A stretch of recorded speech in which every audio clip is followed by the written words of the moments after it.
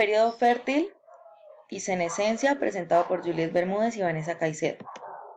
Un organismo verdaderamente perfecto para la reproducción maduraría al nacer, produciría continuamente grandes cantidades de descendientes de gran calidad y viviría por siempre.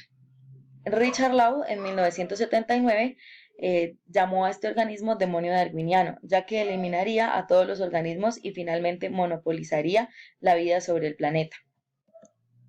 En estas gráficas podemos observar el envejecimiento de 3 animales. En el A vemos el envejecimiento de un ave. Para este ejemplo tenemos el papamoscas de cuello blanco. En esta primera gráfica podemos ver que los jóvenes criados disminuyen después del tercer año. Tiene su pico, su aumento del tercer año, pero de aquí disminuye. Para la supervivencia, nos damos cuenta que a partir de los 2 años empiezan como a disminuir, pero ligeramente.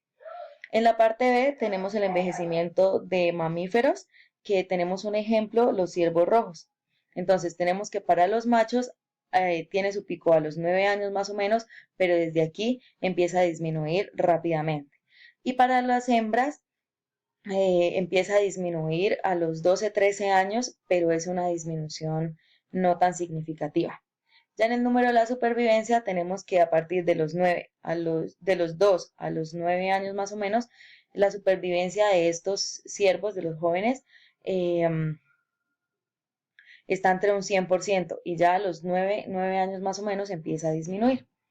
Y ya para la parte C tenemos el envejecimiento de insectos, que tenemos como ejemplo la mosca de la fruta, donde vemos que el número de huevos puestos después del día 12 más o menos decrece rápidamente.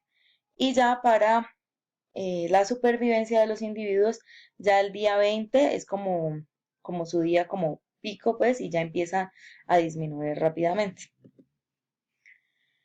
La senescencia es un declive tardío en la vida de la fertilidad, la probabilidad y la supervivencia de un individuo. Entonces tenemos dos teorías, el impuesto por vivir y la teoría evolutiva del envejecimiento.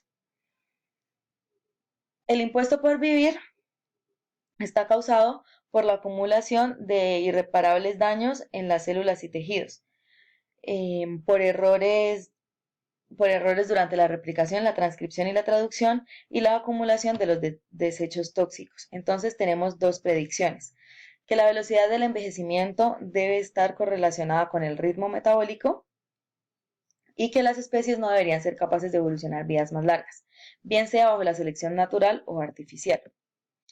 Entonces, para el impuesto por vivir tenemos que en un mecanismo el animal no se debe basar solamente en la tasa del gasto de energía por el individuo, sino que también tenemos que tener clara la tasa de la división de las células y de los cromosomas.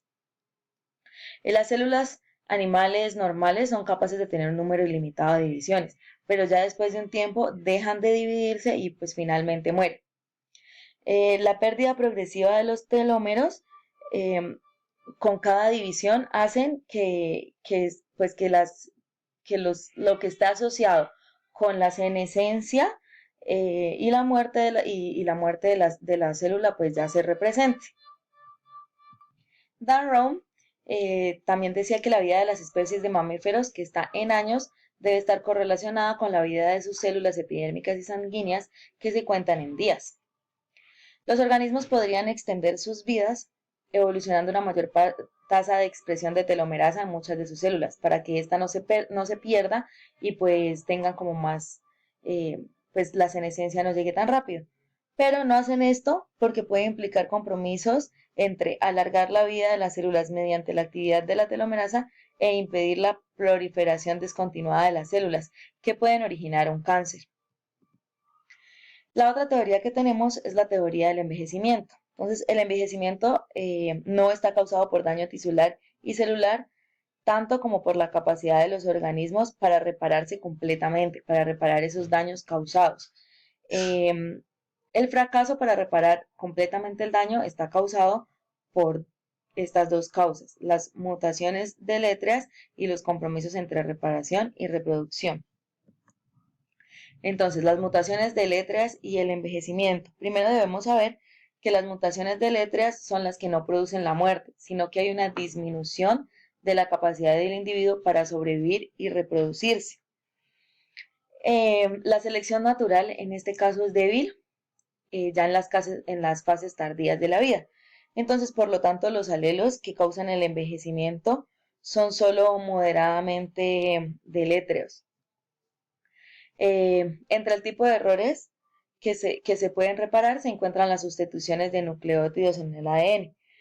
Pero la reparación de estos errores la lleva a cabo un conjunto de enzimas especializadas. Entonces, ya al saber esto, las mutaciones en la línea germinal de los genes que codifican para las enzimas pueden ocasionar una acumulación de pares de nucleótidos errores que a la larga pues provocan el cáncer. Un ejemplo de esto está en los humanos, con cada uno pues de las diferentes causas de los diferentes cánceres que existen en nosotros. Tenemos los compromisos, que se podría decir que es como la hipótesis de pleiotría antagonista. Tenemos que saber que la pleiotría es un gen que es responsable de efectos fenotípicos o caracteres y que no están relacionados entre sí. Entonces, un ejemplo de estos es el compromiso entre la mutación temprana y la supervivencia tardía. Son ejemplos pleitrópicos porque no tienen nada que ver, no están relacionados, pero, mm, pero pues son efectos que genera un gen. ¿Esto qué quiere decir? Lo que sucede es que hay un gen que causa, que hace que un descendiente tenga más, tenga, se desarrolle pues tempranamente, sea más fértil a edad más temprano, pero esto también hace que su supervivencia, o sea, que la senescencia llegue más rápido también. La mutación causa una madurez reproductiva prematura y por ende, pues la senescencia también se adelanta. Entonces, la vida de este organismo va a ser más corta. Esta, esta hipótesis es favorecida por la selección natural, ya que el individuo pues se va a reproducir más rápido y por ende pues va a morir también mucho más rápido, pero va a dejar sus descendientes. En cuanto a cuántos descendientes debe producir un individuo en el año, tenemos que entre mayor descendientes tenga un padre o la pareja, menor tiempo va a tener para cada uno de ellos. Entonces el cuidado de ellos se va a ver perjudiciado. David Lack en 1947 habló sobre la hipótesis de tamaño de la puesta de pájaros. Esta hipótesis asume que no hay compromisos entre el esfuerzo reproductor de los padres en un año y la supervivencia o actividad reproductora de los años venideros. Aquí la selección natural favorecerá los tamaños de puesta que produzcan y el mayor número pues de sobrevivientes. ¿Por qué? Porque podemos tener que una pareja de pájaros coloquen 10 huevos, pero que solo sobreviva uno, o que coloquen uno y ese pues sobreviva a todas las adversidades. Entonces, en estas gráficas podemos ver el tratamiento matemático de la hipótesis de Lack sobre la evolución del tamaño de puesta según su hipótesis. Esta hipótesis se la hizo solo para pájaros, pero se ha utilizado también para algunos insectos. Entonces, en la parte A podemos ver que está la probabilidad de supervivencia por descendiente y el tamaño de la puesta.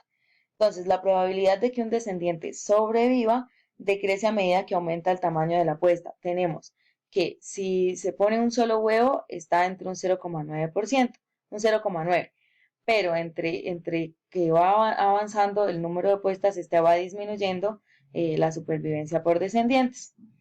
En este lado de acá tenemos el número de descendientes sobrevivientes y el tamaño de puesta en el eje X.